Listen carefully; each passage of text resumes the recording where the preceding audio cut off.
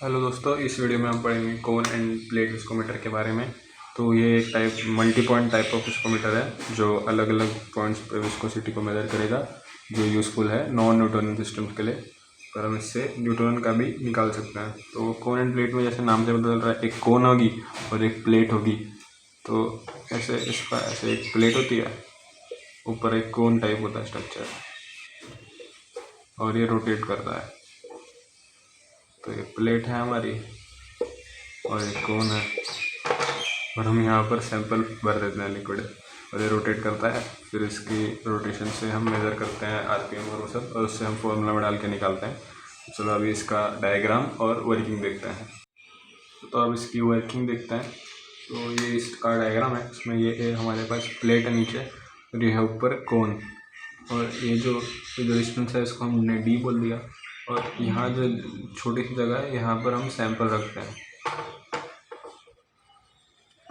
और फिर ये जो कोन है हम इसको रोटेट करता है, जिसको रेडियन पर सेकेंड से हमने माना है आरपीएम।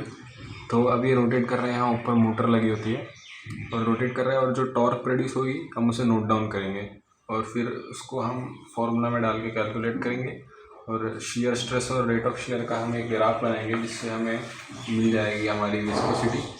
जो इसमें जो टॉर्क है वो शियरिंग स्ट्रेस को रिप्रेजेंट करती है, और आरपीएम जो है वो रेट ऑफ शियर को रिप्रेजेंट करता है। इन दोनों के बीच हमने ग्राफ बनाया, तो फिर हम हमारी विस्कोसिटी ढूंढ पाएंगे मल्टी पॉइंट वाली। तो अब हम इसका फॉर्मूला देखते हैं। तो जो न्यूटन सिस्टम का फॉर्मूला है, नीटा is equal C T by V. हम इससे न्यूटन भी निकाल सकते हैं, नॉन न्यूटन भी निकाल सकते हैं। इसके लिए न्यूटन का फॉर्मूला नीटा is equal C T by V. इसमें नीटा है विस्कोसिटी, सी है हमारा कांस्टेंट जो कि इंस्ट्रूमेंट का कांस्टेंट है, टी जो है हमारा टॉर्क है, और जो वी है आरपीएम जो रोटेट कर रहा है, रोटेशन की स्पीड है। और अब है plastic viscosity. Plastic viscosity non Newtonian system है, जो हमने प्लास्टिक फ्लो में पढ़ा था। तो उसका फॉर्मूला है यू जो है प्लास्टिक विस्कोसिटी है, C F dot T minus T F divided by V. तो इसमें जो सी एफ है वो तो है कॉन्स्टेंट हमारा ना इंस्ट्रूमेंट का, और जो वी है वो आरपीएम है, रोटेशन जो स्पीड है उसकी वही है। और यहाँ पे जो पहला वाला टी है, टी वो है हमारा नॉर्मल टॉर्क, और जो टी एफ है वो है टॉर्क शेयरिंग स्ट्रेस एक्सिस। तो आप इसको रिलेट करें वहाँ से, तो हमने देखा था कि जो हम ग्राफ ऐसे बनाते थे वहाँ प्लास्टिक विस्कोसिटी में, तो यहाँ पर एक्सफोलिएट करते थे हम, यहाँ यील्ड वैल्यू टाइप आती थी। तो ये वही टी एफ उसी को रिप्रेजेंट कर रहा है। तो हम देखते हैं इसके एडवांटेज और डिसएडवांटेज।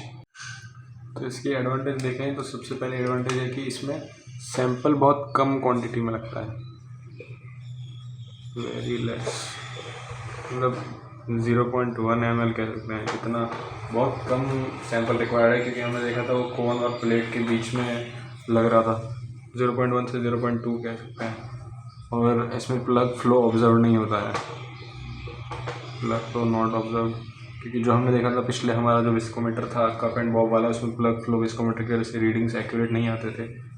और इसका एग्जांपल है कि क्लीनिंग ईजी है, इसकी क्लीनिंग ईजी और फिलिंग भी ईजी है। थोड़ा है तो सैंपल रखना उसमें, तो वो तो फिलिंग करना ईजी है। तो हम इसके डिसएडवांटेज देखते हैं।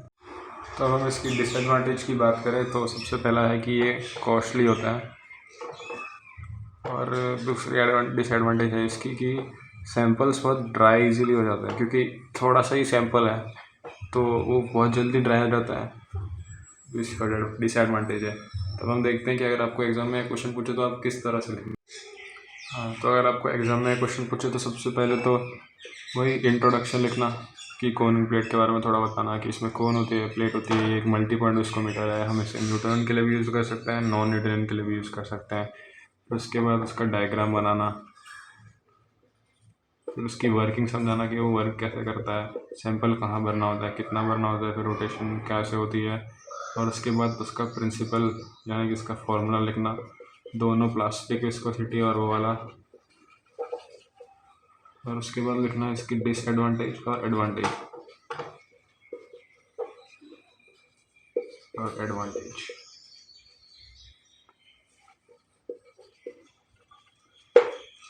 तो इतना लिखना तो आपको एग्जाम में अच्छे मार्क्स मिलेंगे। Thank you.